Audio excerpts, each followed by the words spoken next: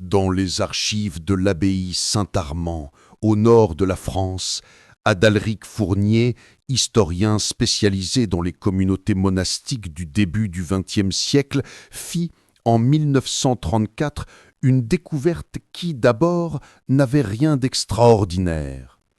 Il classait de vieilles photographies de groupes de moines prises entre 1890 et 1925, destinées à être exposées lors d'une rétrospective sur la vie religieuse dans les Flandres. Ces clichés représentaient des scènes ordinaires, processions, poses officielles dans le cloître, travaux des champs, moments de prière collective. Pourtant, dès le premier jour de son tri, une chose attira son regard sans qu'il puisse expliquer immédiatement pourquoi. Sur presque toutes les photos, 3 moines se tenaient systématiquement à l'arrière-plan, parfaitement alignés, immobiles, leur visage d'une neutralité absolue, sans sourire, sans mouvement, comme figés dans le même instant. Il supposa dans un premier temps qu'il s'agissait de frères particulièrement discrets, peut-être d'un groupe chargé des tâches silencieuses de l'abbaye, comme la garde nocturne ou la bibliothèque. Mais un détail le troubla. Sur plusieurs clichés séparés de 10 ou 15 ans, leurs visages semblaient strictement identiques, même traits anguleux, même barbe soigneusement taillée pour celui du centre, même proportion du visage, même manière de placer les mains l'une sur l'autre dans leurs manches. Ce n'était pas impossible, mais étonnamment rare, surtout dans une abbaye où le renouvellement des frères était fréquent, la plupart entrant jeunes et vieillissant visiblement sur les photographies. Intrigué, Adalric entreprit de comparer les portraits officiels, où chaque moine était nommé par son titre et son âge. Il parcourut les listes de 1892, 1898, 1904, 1911 et 1920, et constata avec surprise que les 3 moines de l'arrière-plan, ceux qu'il avait déjà repérés visuellement, n'apparaissaient dans aucun registre sous une identité claire. Il tenta d'associer leurs visages à ceux des listes, mais nulle correspondance n'émergeait. Aucun frère ne possédait leurs traits, aucun ne portait leur nom, aucun ne correspondait à leur stature ou à leurs vêtements, subtils, légèrement différents du reste de la communauté, comme s'ils appartenaient à un ordre voisin ou à une règle ancienne. Ce fut alors que naquit en lui une hypothèse qu'il jugea immédiatement ridicule. Et si ces 3 moines n'avaient jamais fait partie de la communauté? Mais comment expliquer alors leur présence régulière, leur immobilité parfaite, leur constance à travers les années? Poursuivant son examen, Adalric remarqua un motif encore plus étonnant. Les 3 moines se tenaient toujours exactement à la même distance les uns des autres, formant une ligne presque géométrique, légèrement inclinée vers la gauche, comme si leur posture obéissait à un schéma précis. Sur certaines photos, ils apparaissaient à peine visibles, comme noyés dans la profondeur du groupe, mais leur alignement, lui, restait identique. Sur d'autres, leur présence semblait plus nette, comme si le photographe avait involontairement réglé sa mise au point sur eux. Adalric consulta alors un moine âgé de l'abbaye, frère Léon, qui vivait là depuis 1910. Lorsqu'il lui montra les clichés, le vieux moine observa longuement les silhouettes, plissant les yeux, avant de déclarer qu'il ne reconnaissait aucun de ces hommes. Il affirma même que jamais, au grand jamais, 3 frères semblables n'avaient vécu ensemble dans la communauté, car les registres internes très stricts auraient signalé des entrées simultanées. Perplexe, Adalric montra les photos à un second témoin, frère Guillaume, archiviste de l'abbaye depuis plus de 30 ans. Celui-ci confirma qu'il n'avait jamais vu ces 3 visages dans la réalité, mais ajouta quelque chose qui créa un léger frisson dans l'air. Pourtant, je me souviens que mon prédécesseur parlait de 3 silhouettes qui apparaissaient parfois derrière les processions, comme si elles les suivaient, sans jamais se mêler à eux. Il disait qu'il ne fallait pas s'y prêter attention. Intrigué, Adalric poursuivit son étude des archives photographiques, remarquant que leur présence devenait plus nette au fil des ans, comme si les appareils successifs, de meilleure qualité, avaient fini par les capturer de manière plus précise. Mais ce qui renforça davantage son trouble furent 3 clichés datés de 1894, 1907 et 1921, pris par 3 photographes différents, dans des lieux différents, jardin, cloître, salle capitulaire, mais où les 3 moines étaient placés à la même position relative dans le cadre avec exactement la même inclinaison de tête. Ce niveau de répétition semblait défier tout hasard. Cherchant une explication, Adalric compara les vêtements, la coupe des robes, la forme des manches, les plis du tissu. Tout semblait identique d'un cliché à l'autre, comme si les moines n'avaient jamais changé de tenue pendant plus de 30 ans, ce qui était impossible, dans une communauté religieuse sujette à l'usure du travail manuel. Cette découverte poussa l'historien à fouiller plus profondément les récits internes de l'abbaye. Il consulta les journaux de visite canoniques, les lettres envoyées aux évêques voisins, les registres de présence lors des messes. Nulle part, jamais, aucun document n'évoquait 3 frères silencieux, toujours placés ensemble, toujours en arrière-plan, comme des veilleurs. C'est ainsi qu'Adalric commença à les appeler dans ses notes « les veilleurs du Nord ». Mais le véritable choc survint lorsqu'il découvrit dans une boîte non cataloguée une photographie prise en 1881, plus ancienne que toutes celles qu'il avait encore étudiées. Sur ce cliché, les moines posaient sur les marches du cloître rénové cette année-là, et derrière eux, légèrement flous mais parfaitement reconnaissables, se tenaient déjà les 3 veilleurs, alignés, immobiles, comme s'ils n'avaient jamais commencé à apparaître, comme s'ils avaient toujours été là. Les jours qui suivirent la découverte du cliché de 1881 plongèrent Adalric Fournier dans un état d'excitation intellectuelle mêlé d'un trouble sourd, car plus il tentait de vérifier rationnellement la présence des 3 veilleurs à travers les décennies, plus les incohérences se multipliaient. Il se rendit compte que sur plusieurs photographies, les moines, ordinaires, portaient les marques du temps. Rides, cheveux blanchissants, changements dans la posture, alors que les 3 silhouettes de l'arrière-plan demeuraient identiques, à la même hauteur, avec la même ligne d'épaule, comme si leur corps n'était jamais soumis aux transformations naturelles. Déterminé à comprendre, il entreprit de répertorier systématiquement toutes les images où ils apparaissaient. Il en trouva 18 entre 1881 et 1925, parfois espacées d'une année, parfois d'une décennie, toujours prises par des photographes différents, toujours dans des contextes variés. Il dressa alors une série de croquis où il reproduisit les positions respectives des 3 hommes sur chaque photo, et constata une chose que l'œil nu ne percevait pas immédiatement. Le moine du centre inclinait toujours légèrement la tête vers la droite. Le second, celui à sa gauche, avait une épaule un peu plus haute que l'autre, et le 3e, celui placé à droite, tenait les mains jointes d'une manière trop symétrique pour être totalement naturelle.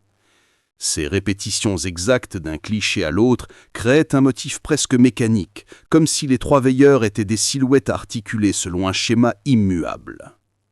Mais ce n'était que le début des anomalies. En agrandissant les tirages, Adalric observa que leurs robes ne portaient jamais la moindre trace d'usure, ni de déchirure, ni de tache, contrairement aux habits des autres frères, qui, eux, montraient la fatigue du travail agricole. Plus étrange encore, le tissu semblait, sur certaines photos, légèrement différent de celui du reste de la communauté, d'un noir plus dense, absorbant la lumière au lieu de la refléter, comme si leur présence échappait aux lois ordinaires de l'exposition. Poussé par une curiosité grandissante, Adalric consulta les registres d'entrée au noviciat, cherchant un trio de frères ayant pris l'habit la même année. Mais il n'en trouva aucun. Au contraire, les années d'admission étaient très variées, rarement groupées, ce qui rendait impossible que 3 moines impuissants puissent passer inaperçus dans les documents.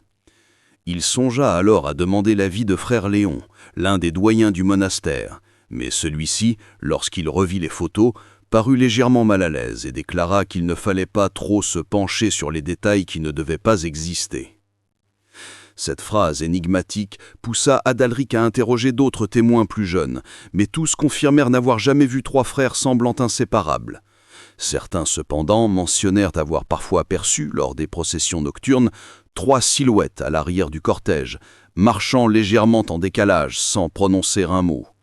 L'un d'eux, frère Adrien, raconta que lorsqu'il avait eu 19 ans, il avait cru voir 3 hommes qui n'étaient pas là la seconde précédente au détour du cloître.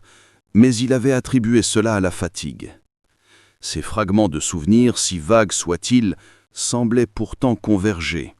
Les 3 veilleurs n'étaient pas reconnus comme membres du monastère, mais leur présence fugitive était parfois perçue, sans jamais être relevée officiellement. Cherchant des indices complémentaires, Adalric se plongea dans les archives épiscopales de Lille, où il découvrit une lettre de 1895 signalant que lors d'une visite canonique, l'évêque avait remarqué 3 silhouettes immobiles dans l'ombre de la galerie nord, silhouettes que le père abbé avait attribuées à des frères malades de passage. Pourtant, aucune mention ultérieure ne confirmait leur présence. L'historien, de plus en plus perplexe, décida d'analyser les clichés sous un angle technique. Il demanda l'aide d'un spécialiste de la photographie ancienne, maître Vitou, qui examina les niveaux de gris, les ombres, les variations de lumière. Après plusieurs heures d'analyse, Vitou formula une conclusion déroutante. Ces 3 hommes semblent avoir été éclairés par une source différente de celle du reste de la scène. Une lumière légèrement plus diffuse, plus plate, comme si leur exposition n'était pas tout à fait celle du lieu. Cette affirmation troubla profondément Adalric. Comment 3 moines pouvaient-ils, d'une photo à l'autre, être éclairés par une lumière qui ne correspondait pas exactement à l'environnement? Cherchant à confirmer ce phénomène, il observa attentivement les ombres portées sur le sol. Sur presque toutes les images, les ombres des veilleurs étaient plus faibles, plus courtes ou orientées différemment que celles des autres frères. Cela aurait pu être un effet de perspective, mais la répétition de ce décalage éliminait toute explication simple. Adalric, tenaillé par un mélange d'excitation et d'inquiétude, continua à fouiller, jusqu'au jour où il tomba sur une découverte encore plus surprenante. Un album jauni appartenant à un ancien frère convers conservé dans une armoire non répertoriée.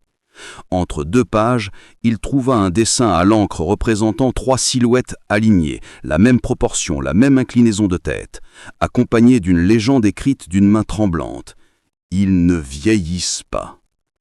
Ce témoignage muet, probablement daté d'avant 1900, indiquait que les veilleurs étaient déjà une énigme à cette époque. Mais la véritable révélation se produisit lorsque Adalric tomba sur un cliché quasi oublié, placé au fond d'une boîte. Une photographie du réfectoire, prise en 1893, où les frères prenaient leur repas en silence. Tout semblait ordinaire, table, bol, prière, sauf un détail. Dans un des miroirs du fond, le reflet des moines assis était visible, mais celui des 3 veilleurs ne s'y trouvait pas, alors même qu'ils étaient physiquement présents dans la salle. Adalric sentit une sueur froide lui parcourir l'échine. L'image devait pourtant montrer tous ceux qui se tenaient dans l'axe du miroir, mais là où leur silhouette aurait dû apparaître, il n'y avait rien, seulement un espace vide, comme si le miroir refusait de les refléter. Les jours qui suivirent la découverte du miroir sans reflet plongèrent Adalric Fournier dans un malaise qu'il n'avait encore jamais ressenti au cours de ses années de recherche. Jusque-là, les anomalies qu'il avait observées, les positions identiques, l'absence de vieillissement, la lumière incohérente, demeuraient dans le domaine du doute, de l'interprétation, de l'erreur technique possible. Mais un miroir était une surface fidèle, un témoin optique dont le fonctionnement ne dépendait ni de registres incomplets, ni de souvenirs flous, et le fait que les 3 veilleurs n'y apparaissent pas, alors qu'ils existaient dans la réalité du réfectoire, défiait les limites du compréhensible. Pour tenter de calmer son esprit, Adalric entreprit d'examiner minutieusement les autres photographies comportant des surfaces réfléchissantes. Vitres, cuivre poli, bassins d'eau des jardins. Il en trouva une dizaine. Sur 5 d'entre elles, les veilleurs étaient présents dans la scène, mais absents du reflet, comme si la lumière se contentait de passer à travers eux sans se répercuter. Sur 3 autres, leur reflet apparaissait, mais flou, décalé, presque dissous, comme si la surface ne parvenait qu'à saisir une trace incertaine de leur silhouette. Et sur 2 clichés, le reflet semblait figer une posture différente de celle qu'il tenait dans l'image principale. Une incohérence subtile mais indéniable qui fit naître en Adalric une sensation glaciale, à mi-chemin entre la curiosité et la peur. Cherchant des explications rationnelles, il se dit qu'il pouvait s'agir d'un jeu d'angle, d'une mauvaise qualité du papier, de défauts liés au développement. Mais plus il avançait, plus ses hypothèses s'effondraient. Déterminé à comprendre, il décida d'examiner les archives textuelles de l'abbaye. Non pas les registres officiels, mais les documents personnels, carnets, lettres, notes privées que les moines laissaient parfois derrière eux à leur mort. Il s'adressa à frère Guillaume, l'archiviste, qui accepta de lui ouvrir l'armoire où étaient stockés ses écrits rarement consultés. Parmi ces documents, Adalric trouva un cahier datant de 1889, appartenant à un jeune novice nommé frère Mathias, mort très tôt du typhus. Les pages, jaunies, retraçaient ses premiers mois de vie monastique, description du travail agricole, réflexion spirituelle, notation sur le silence des offices. Mais à la page 47, quelque chose de plus troublant apparut. Aujourd'hui encore, j'ai vu les 3 frères debout au bout du cloître. Je ne connais pas leurs noms. Personne ne semble les voir. Ils marchent ensemble, comme si leurs pas ne faisaient pas de bruit. Cette phrase, écrite d'une main tremblante, confirmait que les veilleurs étaient déjà une énigme du vivant de ce jeune novice. Plus loin, une autre note disait « Ils étaient derrière nous pendant la procession de la Saint-Benoît. Pourtant, le père abbé dit qu'aucun visiteur n'est arrivé. Je ne comprends pas. » Ces témoignages, bien que brefs, donnaient à leur présence une profondeur temporelle insoupçonnée, comme s'ils faisaient partie du paysage de l'abbaye depuis si longtemps que personne n'avait jamais pensé à interroger sérieusement leur existence. Poursuivant sa recherche, Adalric découvrit un second carnet, plus ancien encore, daté de 1874. Il appartenait à un frère Séraphin, un moine érudit qui écrivait régulièrement ses impressions. À la page 12, l'historien lut une phrase qui le fit asseoir tant elle résonnait avec ses découvertes. « J'ai remarqué 3 silhouettes dans le cloître nord. Elles ne mangent pas avec nous. Elles ne dorment pas dans nos cellules, mais elles sont toujours là, silencieuses, immobiles, comme si elles attendaient quelque chose. » Une attente. Ce mot résonna dans l'esprit d'Adalric. Que pouvaient-ils attendre, et depuis combien de temps? En consultant les inventaires plus anciens, il ne tarda pas à découvrir que des mentions similaires apparaissaient sporadiquement dans des lettres du XIXe siècle, jamais détaillées, toujours allusives, comme si les moines savaient qu'il valait mieux ne pas approfondir ce sujet. Mais c'est dans un registre de 1853, tenu par un abbé particulièrement méticuleux, que l'historien trouva la phrase la plus déroutante de toutes. 3 hommes en habits sombres ont été vus près du cloître nord lors de la visite de Monseigneur R. Ils ne figurent dans aucun registre. L'évêque disait les avoir déjà vus lors d'une autre visite 30 ans plus tôt. Adalric sentit l'air se raréfier autour de lui. 30 ans plus tôt? Cela impliquait que ces silhouettes existaient peut-être depuis la première moitié du XIXe siècle, voire plus longtemps encore. Décidé à remonter plus loin, il consulta les documents les plus anciens de l'abbaye, dont certains remontaient au XVIIIe siècle. Dans un livre de comptes de 1784, il trouva une note marginale, écrite à la hâte. 3 figures immobiles observées au fond de la nef pendant les matines. Aucun novice ne les connaît. La répétition à travers les décennies, puis les siècles, donnait aux veilleurs une dimension qui dépassait celle d'apparents moines silencieux. Leur présence semblait traverser le temps sans jamais prendre corps dans les registres, comme des fragments persistants d'une réalité parallèle. Mais ce qui acheva de convaincre Adalric que les veilleurs n'étaient pas de simples figures incomprises fut un cliché qu'il n'avait jamais vu et qui surgit soudain alors qu'il pensait avoir épuisé les archives visuelles. Une photographie datée approximativement de 1862, représentant des ouvriers travaillant à la restauration du cloître. Tout semblait normal, les échafaudages, les pierres taillées, les habits des ouvriers. Mais dans le fond, à peine visibles, 3 silhouettes sombres se tenaient debout, parfaitement immobiles, alignés, exactement comme sur les photos prises 60 ans plus tard. Adalric approcha la loupe de l'image, mais les traits des visages restaient impossibles à distinguer, comme si la pellicule refusait de les enregistrer clairement. Il recula, désemparé, et réalisa soudain que, s'ils étaient déjà là en 1862, et peut-être en 1784, alors leur présence dépassait largement le cadre historique de l'abbaye. Une idée terrible lui traversa l'esprit. Et si les veilleurs n'avaient pas commencé à apparaître? Et s'ils n'étaient jamais apparus, parce qu'ils n'avaient jamais disparu? Les jours suivants, Adalric Fournier se sentit comme encerclé par les découvertes successives.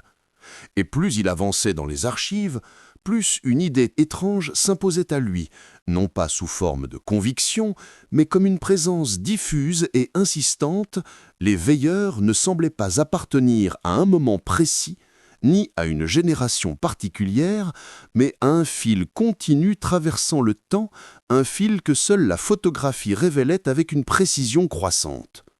Pour tenter de comprendre cette continuité, il décida d'établir une chronologie visuelle complète, depuis le cliché de 1862 jusqu'à celui de 1925, en incluant toutes les images intermédiaires. Après plusieurs jours de travail, il aligna sur une grande table du scriptorium 27 photographies, parfaitement ordonnées, formant une ligne quasi ininterrompue de présence silencieuse. Il constata alors un détail qu'il n'avait pas perçu jusque-là. Les veilleurs semblaient se rapprocher lentement de l'objectif au fil des décennies. Dans les clichés les plus anciens, ils étaient à peine visibles, perdus dans l'arrière-plan comme des ombres discrètes, mais au fil du temps, ils devenaient plus nets, plus grands, plus présents, comme si chaque appareil, plus performant que le précédent, les capturait mieux. Sur la photographie de 1881, ils étaient flous. En 1894, leur silhouette se distinguait plus clairement. En 1907, leur visage commençait à émerger. En 1921, ils étaient presque aussi nets que les autres moines. Cette progression lente mais régulière semblait suivre un mouvement invisible, comme si les veilleurs s'approchaient non pas physiquement, mais optiquement, comme si l'acte même de les photographier les attirait vers la surface de l'image.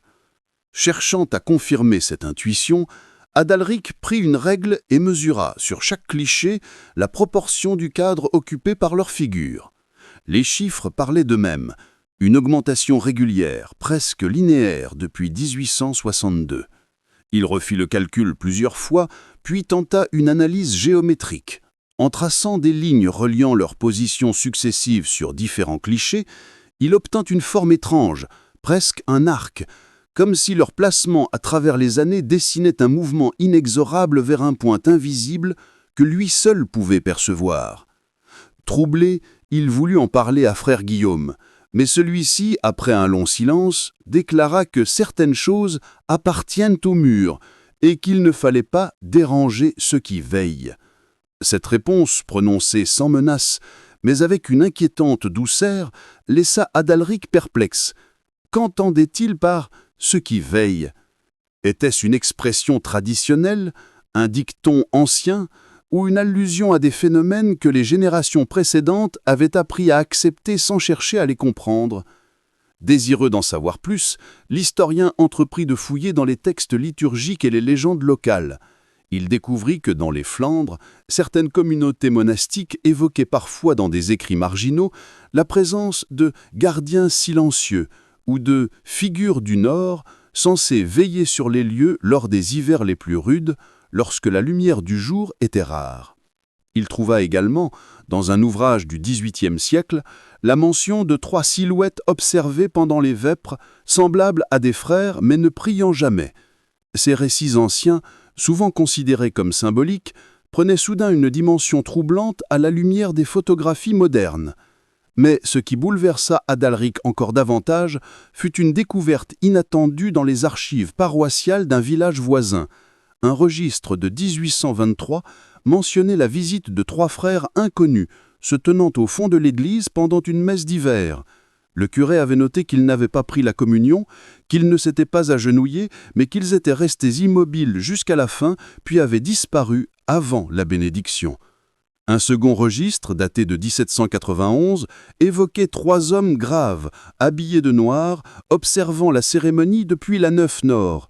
La répétition encore et encore de ce motif donna à l'historien l'impression que les veilleurs n'étaient peut-être pas limités à l'abbaye Saint-Armand, mais qu'ils apparaissaient parfois dans d'autres lieux religieux de la région, toujours à la marge, toujours silencieux, toujours alignés. Décidé de vérifier cette hypothèse, Adalric consulta les registres visuels d'autres abbayes, Saint-Sauveur, Mont de l'Olivier, Sainte-Croix du Rivage. Dans plusieurs d'entre eux, il trouva des photos de groupe où 3 silhouettes floues, presque fantomatiques, semblaient se tenir au fond, à peine discernables, mais suffisantes pour éveiller un frisson familier. Pourtant, aucune communauté ne mentionnait officiellement ces visiteurs. Cette absence totale de reconnaissance écrite, malgré leur présence répétée, créa un paradoxe profond. Comment 3 hommes pouvaient-ils apparaître pendant des décennies, voire des siècles, sur des photos officielles, sans jamais figurer dans un registre, sans jamais être cités, sans jamais être décrits? Était-ce possible que les moines eux-mêmes aient appris à ignorer ces silhouettes, à faire comme si elles n'existaient pas? Était-ce une tradition tacite, un silence transmis de génération en génération? C'est alors qu'Adalric fit une découverte qui changea la nature même de son enquête. Dans la grande armoire du scriptorium, derrière plusieurs piles de registres, il trouva un dossier sans titre, contenant des photographies plus récentes, datant de 1930, 1931 et 1932. Il reconnut immédiatement les lieux, les corridors rénovés de l'abbaye, le jardin d'hiver, la salle capitulaire. Mais ce qu'il frappa fut la présence des veilleurs, qui semblaient désormais plus nettes que jamais. Sur l'un des clichés, pris en 1932, les 3 silhouettes se tenaient non plus à l'arrière-plan, mais presque au centre de l'image, parfaitement alignés, leurs visages enfin visibles, leurs yeux dirigés non pas vers le photographe, mais vers quelque chose à sa droite, un point extérieur au cadre que l'image ne révélait pas. Adalric sentit un frisson parcourir son dos. Pour la première fois, les veilleurs ne semblaient plus seulement posés dans la scène. Ils semblaient agir, se tourner, se diriger vers quelque chose, comme si le mouvement qu'il avait perçu dans les angles des décennies précédentes trouvait un prolongement concret. Et lorsqu'il observa la dernière photographie du dossier, datée de janvier 1934, il réalisa que le mouvement n'était pas seulement une interprétation. Sur cette image, les veilleurs étaient placés plus proches de l'objectif que jamais, si proches que leur silhouette occupait presque un tiers du cadre. Et détail encore plus déroutant, leur regard n'était plus dirigé vers un point extérieur, ils étaient dirigés vers l'objectif lui-même, comme s'ils avaient enfin décidé de regarder celui qui, depuis des mois, traçait leur progression. Lorsque Adalric Fournier découvrit la photographie de janvier 1934, où les 3 veilleurs se tenaient si près de l'objectif qu'on distinguait enfin les traits de leur visage, il eut l'impression que toute l'enquête qu'il menait depuis des semaines s'était mise à converger vers ce moment précis, comme si chaque cliché précédent n'avait été qu'une étape préparatoire, une avancée progressive vers une rencontre inévitable. Il observa longuement la photo, les doigts légèrement tremblants. Les 3 hommes étaient parfaitement alignés, leurs visages désormais visibles, mais sans expression discernable, comme si la netteté nouvelle n'avait pas apporté de compréhension supplémentaire. Leurs yeux, sombres et immobiles, semblaient dépourvus de lumière interne, non pas morts, mais inaccessibles, comme des surfaces trop uniformes pour refléter quoi que ce soit. Pourtant, ce n'était pas l'absence d'émotion qui troubla Adalric, mais la posture subtilement modifiée. Jusque-là, ils avaient toujours regardé à un point hors du cadre, vers la gauche ou vers le fond de l'image, jamais directement vers l'objectif. Or, cette fois, leur regard convergeait vers le centre exact de la lentille, comme s'ils savaient qu'ils étaient photographiés, comme s'ils répondaient à l'acte même d'être observés. En agrandissant à la photo, Adalric remarqua un autre détail perturbant. Les contours de leur silhouette étaient légèrement plus nets que ceux des autres moines présents dans la scène, comme si la mise au point du photographe avait été attirée vers eux malgré la composition initiale. La profondeur de champ semblait s'être resserrée autour de leur corps, isolant leur forme et laissant le reste du groupe légèrement flou. Cela renforçait l'impression étrange que les veilleurs n'étaient pas simplement capturés par la photographie, mais qu'ils interagissaient, d'une manière encore inexpliquée, avec le dispositif lui-même. Cherchant une explication, Adalric se plongea dans les carnets techniques du photographe ayant pris l'image, un certain frère Étienne, connu pour ses notes rigoureuses.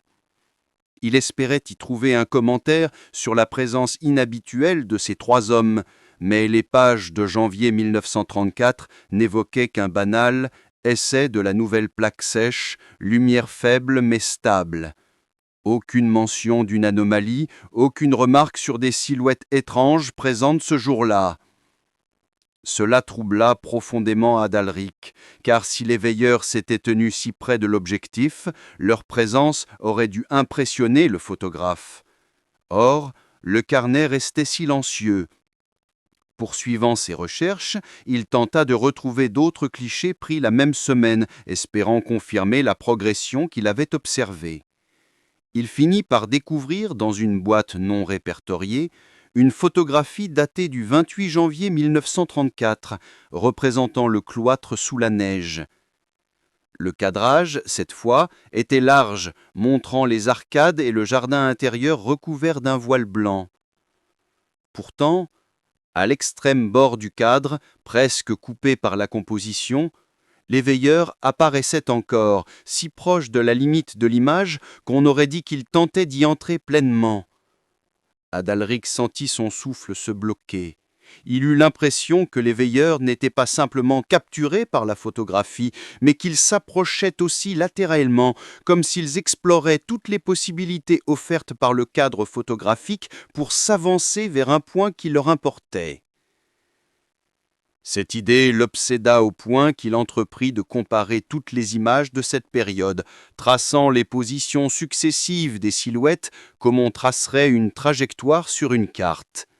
Le résultat fut à la fois fascinant et inquiétant. Les positions des veilleurs formaient une sorte de spirale qui se resserrait progressivement, toujours en direction du photographe. Cette géométrie inattendue donna à Adalric l'impression d'un mouvement intentionnel, comme si les veilleurs n'étaient pas des figures passives, capturées par hasard, mais des présences dirigées. Il partagea ses observations avec frère Guillaume, espérant trouver un écho. Mais celui-ci devint soudain extrêmement réservé. Il affirma que les anciens moines avaient pour habitude de ne jamais commenter certaines silhouettes apparaissant sur les images, et que cette retenue faisait partie d'une tradition ancienne héritée de temps où les apparitions dans les lieux sacrés étaient interprétées comme des signes qu'il ne fallait ni provoquer ni nier. Cette réponse, prononcée avec un mélange de respect et de crainte, confirma à Adalric que son enquête touchait à quelque chose que la communauté préférait laisser dans l'ombre. Mais il était trop avancé pour reculer, il devait comprendre. Ce fut alors qu'il fit une découverte qui changea une nouvelle fois l'orientation de son travail. Dans une enveloppe collée au fond d'un tiroir, il trouva une photo sans date, non identifiée, où les veilleurs ne se trouvaient pas à l'arrière-plan comme à leur habitude, mais debout juste derrière un moine assis, presque posant avec lui, bien que le moine ne semblait pas les remarquer. Cette proximité étrange fit naître dans l'esprit d'Adalric un doute. Et si les veilleurs n'étaient pas visibles pour tout le monde? Et si seuls certains regards ou certains appareils pouvaient les capturer? Bien décidé à vérifier cette hypothèse, il chercha les journaux personnels de frère Étienne, le photographe, espérant y trouver une perception différente. Mais les cahiers mentionnaient des descriptions détaillées des prises de vue, des rencontres avec les frères, de la météo, mais jamais les silhouettes qui, pourtant, étaient clairement visibles sur ces clichés. Cette absence totale de mention pouvait signifier deux choses. Soit le photographe ne les voyait pas, soit il avait choisi de ne jamais en parler. Les deux hypothèses étaient aussi inquiétantes que l'une que l'autre. Mais une dernière découverte acheva de convaincre Adalric que les veilleurs n'étaient pas simplement des anomalies photographiques, une découverte faite un soir où, seul dans la salle des archives, il feuilletait les tirages les plus récents. En voulant ranger les photos de 1934, il remarqua qu'une image s'était glissée entre deux feuilles, une image qu'il n'avait jamais vue et qui ne portait aucune étiquette. Elle représentait l'intérieur du cloître, vide, éclairé par la lumière basse d'un après-midi d'hiver. Rien ne semblait anormal, jusqu'à ce qu'il remarque, au centre exact du cadrage, les trois veilleurs, immobiles, alignés, parfaitement nets. Mais cette fois, leur posture était légèrement différente.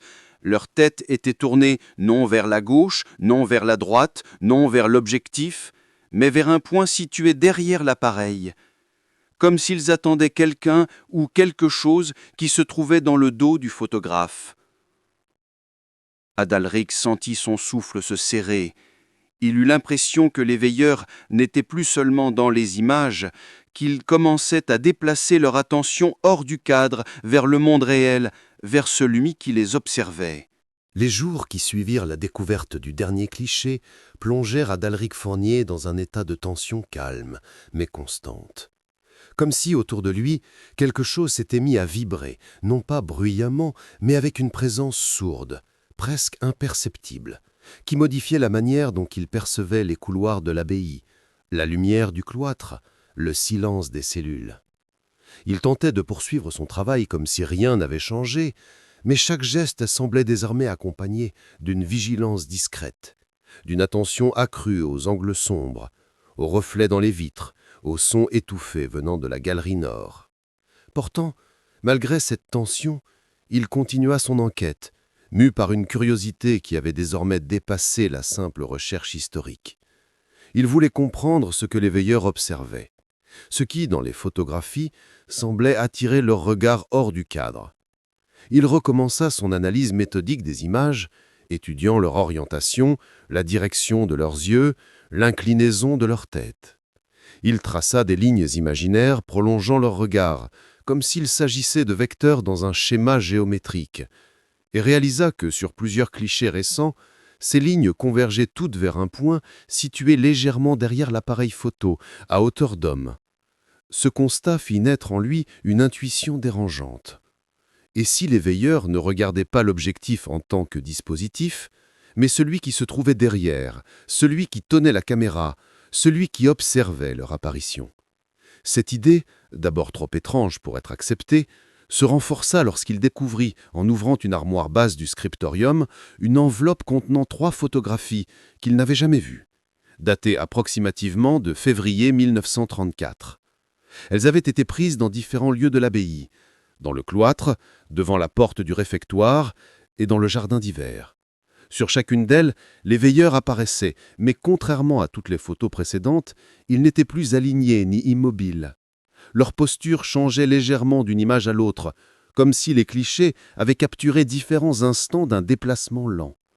Dans la première, ils se tenaient encore au centre de l'image, mais leurs épaules semblaient tourner de manière plus prononcée.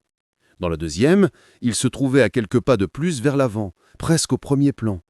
Dans la troisième, ils occupaient une grande partie de l'image, à une distance qui, d'après les règles de composition habituelles, aurait nécessité un recul du photographe, ce qui semblait impossible, car le cadrage restait parfait. Comment avait-il pu s'approcher autant sans modifier l'angle ni la distance focale de la prise de vue? Adalric demeurait perplexe. Il examina les négatifs pour vérifier l'authenticité, mais tout semblait conforme. Ce fut alors qu'il remarqua, dans un coin de la troisième image, une ombre floue, presque humaine, mais impossible à identifier, comme si la photo avait capturé la présence de quelqu'un se trouvant juste devant l'appareil au moment du déclenchement. Cette ombre, trop vague pour être analysée techniquement, renforça l'idée que les veilleurs n'avaient plus seulement une existence interne au cadre, mais qu'ils commençaient à interagir avec ce qui se trouvait autour de l'appareil au moment même de la prise. Poussé par cette intuition, Adalric décida pour la première fois, depuis le début de son enquête, de quitter les archives photographiques et d'aller dans les lieux mêmes où les veilleurs avaient été le plus souvent aperçus.